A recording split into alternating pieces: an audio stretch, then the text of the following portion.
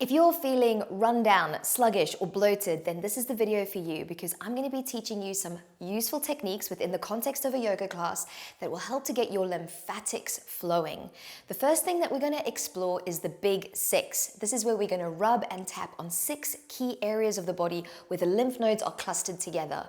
This is obviously credited to someone who's a great mentor of mine, Dr. Perry Nicholson, and it's really simple. You're just going to rub the collarbones first, and then create taps all along the collarbone.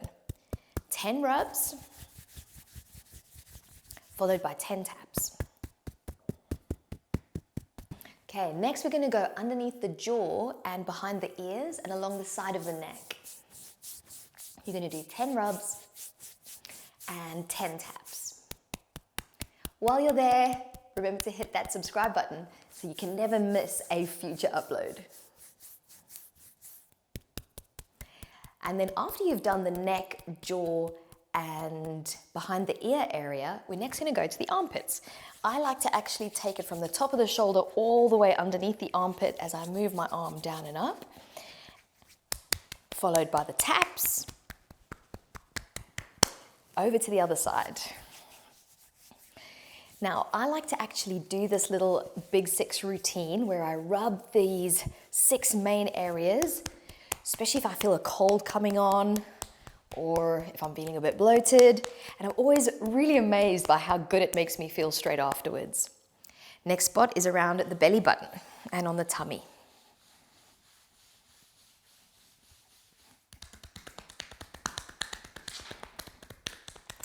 Then you're going to come into the hip creases.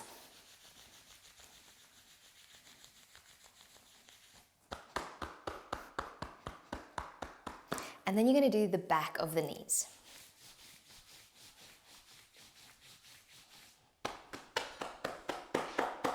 Now, whenever you've finished doing the big 6, the next thing you've got to do straight away is a little bit of bouncing.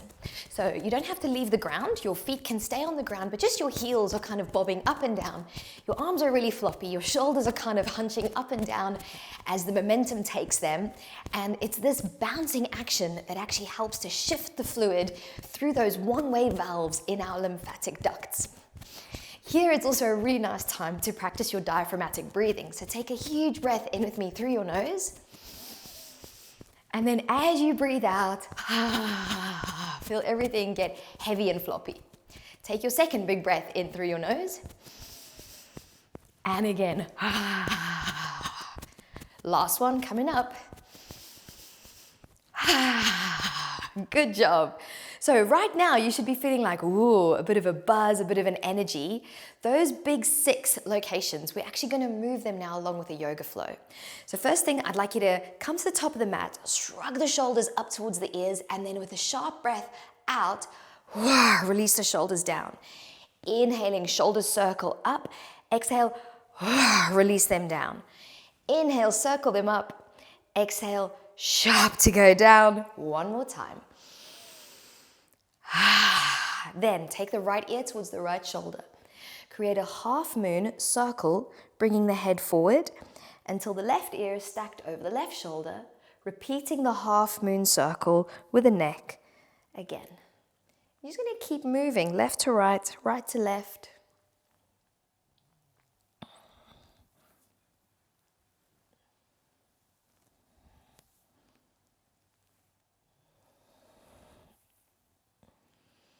Last one.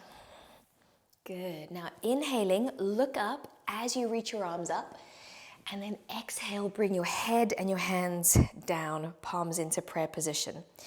As you do this, I want you to imagine the head is pushing backwards, almost as if your back is pushed against a wall and your head is always trying to touch that wall. Even when you're looking up or looking down, your head wants to stay connected to it.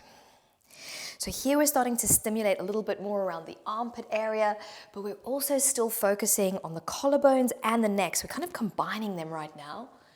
Once you've done the last one, humongous breath in, feel yourself filling up, diaphragm is pushing down. Exhale. We're now going to circle the arms. So you've still got the back of your head connected to your imaginary wall, but the arms are now circling all the way through that wall. And I want you to pay particular attention to the space underneath the armpits, the axilla it's called. And I want you to feel as if it's getting the biggest stretch possible when the arms reach up and back. Beautifully done. Last one. Nice. Now, next we're going to go into the tummy. And to activate this area, you're going to place your hands on your knees, come down into a little baby squat, and you're going to do a few cat-cows. Exhaling as you round your spine, inhaling as you arch. If it feels enough, you're going to stay here with your hands resting on your thighs. If you'd like to amplify this, you're going to press the arms forwards as you go into your round cat. And then you're going to press your hips forward, arching your spine and squeezing your glutes, arms reaching back as you go into the cow. So you're flip-flopping, exhaling round into cat, inhale, arch into cow.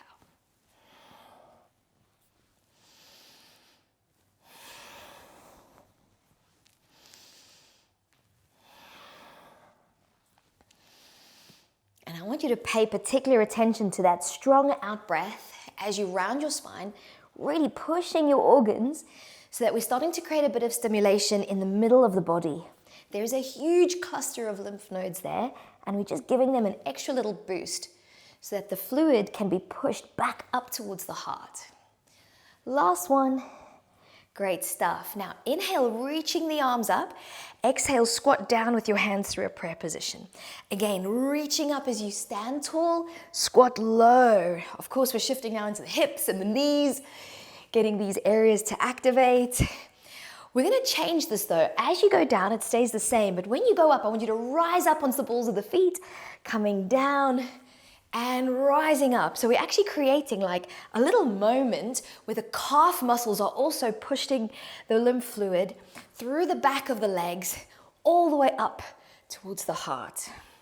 So this moment where you rise up, you got to be really controlled through the heels. Good. Think of pushing all 10 toes heavy into the floor and then bring it on down. Stay in your squat and create little shifts left and right. You should feel the ankles, a stretch on the back of the calves, maybe a little bit in the hips. See how you feel and just kind of explore what's going on with you and your body right now. Beautifully done. Fingertips to the ground, hips are going to go up. Bring the feet into parallel. Let go of the back of your neck. Hold on to your opposite elbows and then take a big old sway side to side, connecting to your breath and slowly shifting the inhales into a big belly shape and the exhales into a smaller, more compressed sensation. From the middle, relax the hands down to the ground. Neck is heavy, spine is heavy. Begin to roll up bit by bit. Now, we are going to finish with one final extra little maneuver, which is called the platysma muscle stretch. This is the muscle that connects from the jaw onto your collarbones. And this is a muscle that can sometimes get a little bit tight. And this is one of the main areas of lymph drainage in the body. So what you're going to do is place your hands on the chest. You're going to drag the skin down, and then you're going to stick your chin forwards and pull your head up until you feel a stretch on the platysma muscle. Now you can, of course, just stay in the middle if you're getting used to this move. I like to also do a diagonal, so I'm going to pull the right side of my chest down, glide my head and my jaw to the opposite side. Then we do the same, going the other way. Now I know it's going to sound a little bit silly, but you can also add in some sound effects when you do this. So you can be like, ooh. This also gets your vagus nerve a bit of stimulation through the sound stimulation. Ooh. Last one. Ooh. And actually that's got a beautiful tonifying effect on the skin around your neck and underneath your throat as well. So give it a go. This is one of the best ways to help detox, to help shift bloating, and to help boost your immune system. I hope that you're going to feel incredible. And if you have done this session, remember to hit me up in the comments down below. Let me know how this felt for you. I can't wait to read your comments down below. Until next time, I'll see you soon.